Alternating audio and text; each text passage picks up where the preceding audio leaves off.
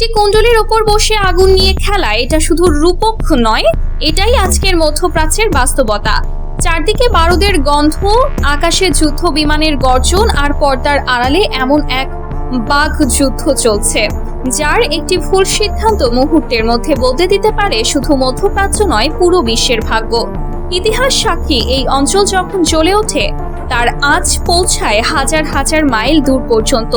আজ মধ্যপ্রাচ্য আবারও দাঁড়িয়ে আছে এক ভয়ঙ্কর মোড়ে। প্রকাশ্য হুমকি, সামরিক শক্তি প্রদর্শন, ব্যক্তিগত আক্রমণ আর আদর্শিক সংঘাত সব মিলিয়ে তৈরি হচ্ছে এমন এক পরিস্থিতি যাকে বিশ্লেষকরা বলছেন এন্ড গেম। প্রশ্ন একটাই, এটা কি কেবল কথার লড়াই, নাকি আমরা এগিয়ে যাচ্ছি আরেকটি বিধ্বংসী যুদ্ধের দিকে? এই প্রতিবেদনে আমরা গভীরভাবে বিশ্লেষণ করব যুক্তরাষ্ট্রের প্রেসিডেন্ট ডোনাল্ড ট্রাম্প ও ইরানের সর্বোচ্চ নেতা আয়াতুল্লাহ আলী খামেনির মধ্যকার দীর্ঘদিনের উত্তেজনাপূর্ণ সম্পর্ক, কিভাবে এই দ্বন্দ্ব কূটনৈতিক স্তর ছড়িয়ে ব্যক্তিগত শত্রুতায় রূপ নিয়েছে, কেন এখন পরিস্থিতি আগের যে কোনো সময়ের চেয়ে বেশি বিপজ্জনক, এবং সামনে কি অপেক্ষা করছে মধ্যপ্রাচ্যের জন্য, সবই থাকছে এই বিশেষ নিউজ স্ক্রিপ্টে। মধ্যপ্রাচ্য এমন এক অঞ্চল যেখানে ইতিহাস, ধর্ম, রাজনীতি ও শক্তির রাজনীতি একে অপরের সঙ্গে ওতপ্রোতভাবে জড়িয়ে আছে। সাম্প্রতিক মাসগুলোতে এই অঞ্চলে যেভাবে সামরিক মহড়া বেড়েছে, অস্ত্র প্রদর্শন হয়েছে এবং প্রকাশ্য হুমকি আদান প্রদান হয়েছে, তা স্পষ্টভাবে ইঙ্গিত দিচ্ছে এক নতুন অস্থিরতার দিকে। ইরান তার সামরিক সক্ষমতা প্রদর্শন করছে, ইসরায়েল সীমান্তে সর্বোচ্চ সতর্কতায় রয়েছে, আর যুক্তরাষ্ট্র এই অঞ্চলে তার নৌবহর ও বিমান শক্তি বাড়াচ্ছে। বিশ্লেষকদের মতে এই শক্তি প্রদর্শন কেবল প্রতিরক্ষামূলক নয়, এর মধ্যে রয়েছে শক্ত বার্তা, আমরা প্রস্তুত। এই উত্তেজনার কেন্দ্রে রয়েছেন দুই প্রভাবশালী নেতা, ডোনাল্ড ট্রাম্প ও আয়াতুল্লাহ আলী খামেনি। তাদের মধ্যে দ্বন্দ্ব নতুন নয়, কিন্তু বর্তমান পরিস্থিতিতে সেই দ্বন্দ্ব আরো নগ্ন, আরো প্রকাশ্য এবং আরো বিপজ্জনক। ডোনাল্ড ট্রাম্প এমন একজন নেতা যিনি কূটনীতির ভাষার চেয়ে শক্তির ভাষায় বেশি বিশ্বাস করেন। সামাজিক যোগাযোগ মাধ্যমে প্রকাশ্য মন্তব্য, সরাসরি হুমকি এবং প্রতিপক্ষকে ব্যক্তিগতভাবে আক্রমণ করা, এই কৌশল তার রাজনীতির অবিচ্ছেদ্য অংশ। তার দৃষ্টিতে দুর্বলতা মানেই পরাজয়। অন্যদিকে আয়াতুল্লাহ আলী খামেনি শুধু একজন রাষ্ট্রপ্রধান নন, তিনি ইরানের ধর্মীয় সর্বোচ্চ নেতা, ইসলামী বিপ্লবের উত্তরাধিকারী। পশ্চিমা আধিপত্যের বিরুদ্ধে প্রতিরোধ তার রাজনৈতিক ও আদর্শিক অস্তিত্বের মূল ভিত্তি। যুক্তরাষ্ট্রকে তিনি দেখেন ইসলামী বিশ্বের সবচেয়ে বড় শত্রু হিসেবে। এই দুই নেতার দর্শন, ব্যক্তিত্ব ও কৌশল একে অপরের সম্পূর্ণ বিপরীত, ফলে সংঘাত অনিবার্য হয়ে উঠেছে। গত সপ্তাহে উত্তেজনা নতুন মাত্রা পায়। আন্তর্জাতিক একটি গণমাধ্যমকে দেওয়া সাক্ষাৎকারে ডোনাল্ড ট্রাম্প সরাসরি আয়াতুল্লাহ খামেনির শাসন ক্ষমতা নিয়েই প্রশ্ন তোলেন। তিনি খামেনিকে অসুস্থ মানুষ বলে আখ্যা দেন এবং বলেন ইরানের নতুন নেতৃত্ব খোঁজার সময় এসেছে। এই মন্তব্য কূটনৈতিক শিষ্টাচারের সীমা ছাড়িয়ে যায়।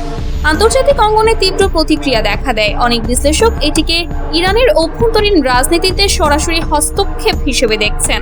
ট্রাম্পের এই বক্তব্য শুধু একজন নেতাকে আক্রমণ নয়, এটি ইরানের রাষ্ট্র ব্যবস্থার ওপর সরাসরি প্রশ্নচিহ্ন। ট্রাম্পের মন্তব্যের আগেই খামেনি তার অন্যতম কঠোর ভাষণে যুক্তরাষ্ট্রের বিরুদ্ধে বিস্ফোরক অভিযোগ তোলেন। তিনি স্বীকার করেন সাম্প্রতিক বিক্ষোভ দমনে ইরানে হাজার হাজার মানুষ নিহত হয়েছে, তবে এই মৃত্যুর দায় তিনি সরাসরি চাপান যুক্তরাষ্ট্রের ওপর। তার ভাষায়, ইরানি জাতির ওপর যে ক্ষয়ক্ষতি ও অপবাদ চাপানো হয়েছে তার জন্য দায়ী মার্কিন প্রেসিডেন্ট। তিনি যুক্তরাষ্ট্রকে সন্ত্রাস ও নাশকতার মদতদাতা হিসেবে আখ্যা দেন। এই বক্তব্য ইরানের অভ্যন্তরে সমর্থন জোগালেও আন্তর্জাতিক অঙ্গনে নতুন করে উদ্বেগ তৈরি করে। ইরানের প্রেসিডেন্ট মাসুদ পেজেশকিয়ান ট্রাম্পের মন্তব্যকে অগ্রহণযোগ্য ও অপমানজনক বলে আখ্যা দেন। তিনি স্পষ্টভাবে হুঁশিয়ারি দেন, খামেনির বিরুদ্ধে কোনো পদক্ষেপ নেওয়া হলে তা সরাসরি সর্বাত্মক যুদ্ধের দিকে গড়াবে। এই বক্তব্যের মধ্য দিয়ে পরিষ্কার হয়ে যায় ইরানের রাজনৈতিক নেতৃত্ব এই সংঘাতে পিছু হটতে রাজি নয়। ইরানের ভেতরে চলমান ব্যাপক বিক্ষোভ এই সংঘাতের আরেকটি গুরুত্বপূর্ণ মাত্রা। অর্থনৈতিক সংকট, সামাজিক অসন্তোষ এবং রাজনৈতিক দমন সব মিলিয়ে ইরানে তৈরি হয়েছে বিস্ফোরক পরিস্থিতি। নজিরবিহীন শক্তি প্রয়োগ করে এসব আন্দোলন দমন করা হয়েছে। খামেনি বরাবরের মতোই এর পেছনে যুক্তরাষ্ট্র ও ইসরায়েলের হাত রয়েছে বলে অভিযোগ করেন। বিশ্লেষকদের মতে অভ্যন্তরীণ চাপ থেকে নজর ঘোরাতেই ইরান বহির্বিশ্বের সঙ্গে সংঘাতকে সামনে আনছে। 2020 সালের জানুয়ারি ট্রাম্পের নির্দেশে ইরাকের বাগদাদে মার্কিন ড্রোন হামলায় নিহত হন ইরানের কুদস ফোর্সের প্রধান কাশেম সোলাইমানি। এই ঘটনা ট্রাম্প খামেনি দ্বন্দ্বে এক নাটকীয় মোড় নিয়ে আসে। খামেনি অভিযুক্তদের মানবজাতির সবচেয়ে নিকৃষ্ট বলে আখ্যা দেন এবং প্রতিশোধের অঙ্গীকার করেন। এই হত্যাকাণ্ড দ্বন্দ্বকে কৌশলগত স্তর থেকে ব্যক্তিগত শত্রুতায় রূপ দেয়। এরপর থেকে খামেনি প্রায়ই ট্রাম্পকে আমেরিকান আধিপত্য ও অবক্ষয়ের প্রতীক হিসেবে তুলে ধরেছেন, কখনো তাকে ক্লাউন বলেও কটাক্ষ করেছেন। অন্যদিকে ট্রাম্প 2019 সালে খামেনির উপর নিষেধাজ্ঞা আরোপ করে তাকে ইরানের সব কর্মকাণ্ডের জন্য চূড়ান্তভাবে দায়ী করেন। এই বাকযুদ্ধ আন্তর্জাতিক কূটনীতিকে এক ধরনের প্রকাশ্য নাটকে পরিণত করে। ট্রাম্পের দ্বিতীয় মেয়াদে ক্ষমতায় ফেরার পর এই বাকযুদ্ধ আরও সরাসরি ও ঘন ঘন হয়েছে। বিশেষ করে ইরান ইসরায়েল সংঘাতের সময় উত্তেজনা চরমে ওঠে। সামাজিক মাধ্যমে ট্রাম্প লেখেন, আমরা জানি তথাকথিত সুপ্রিম লিডার কোথায় লুকিয়ে আছেন। এই দ্বন্দ্ব শুধু যুক্তরাষ্ট্র ও ইরানের মধ্যেই সীমাবদ্ধ নয়। রাশিয়া, চীন, ইউরোপীয় ইউনিয়ন সবাই এই পরিস্থিতি গভীরভাবে পর্যবেক্ষণ করছে। মধ্যপ্রাচ্যে বড় ধরনের সংঘাত হলে এর প্রভাব পড়বে জ্বালানি বাজার, বৈশ্বিক অর্থনীতি ও আন্তর্জাতিক নিরাপত্তার ওপর। বিশ্লেষকদের মতে সামনে 3টি সম্ভাব্য পথ খোলা রয়েছে: পূর্ণমাত্রার যুদ্ধ, সীমিত সামরিক সংঘাত অথবা অপ্রত্যাশিত কূটনৈতিক সমঝোতা। তবে বর্তমান ভাষা অবস্থান দেখে কূটনৈতিক সমাধানের সম্ভাবনা ক্ষীণ বলেই মনে করছেন অনেকে। আজ মধ্যপ্রাচ্য দাঁড়িয়ে আছে ইতিহাসের এক ভয়ঙ্কর সন্ধিক্ষণে। এটি শুধু দুটি দেশের বা দুই নেতার দ্বন্দ্ব নয়, এটি শক্তি, আধিপত্য, আদর্শ এবং প্রতিশোধের এক জটিল সংঘর্ষ। যুক্তরাষ্ট্রের প্রেসিডেন্ট ডোনাল্ড ট্রাম্প এবং ইরানের সর্বোচ্চ নেতা আয়াতুল্লাহ আলী খামেনির মধ্যকার এই প্রকাশ্য বাকযুদ্ধ বিশ্ব রাজনীতিকে এমন এক জায়গায় নিয়ে এসেছে যেখানে আর অস্পষ্ট বার্তা বা পরোক্ষ ইঙ্গিতের সময় নেই। কথাগুলো এখন সরাসরি, হুমকিগুলো প্রকাশ্য আর প্রস্তুতিগুলো স্পষ্ট। একদিকে ট্রাম্প, যিনি বিশ্বাস করেন শক্তি প্রদর্শনের মাধ্যমে প্রতিপক্ষকে দমিয়ে রাখা যায়, অন্যদিকে খামেনি, যিনি যুক্তরাষ্ট্রকে দেখেন ইসলামী বিপ্লব ধ্বংসের প্রধান শক্তি হিসেবে। এই দুই অবস্থান এমনভাবে মুখোমুখি দাঁড়িয়ে গেছে যেখানে পিছু হটার রাস্তা দিন দিন সংকুচিত হয়ে আসছে।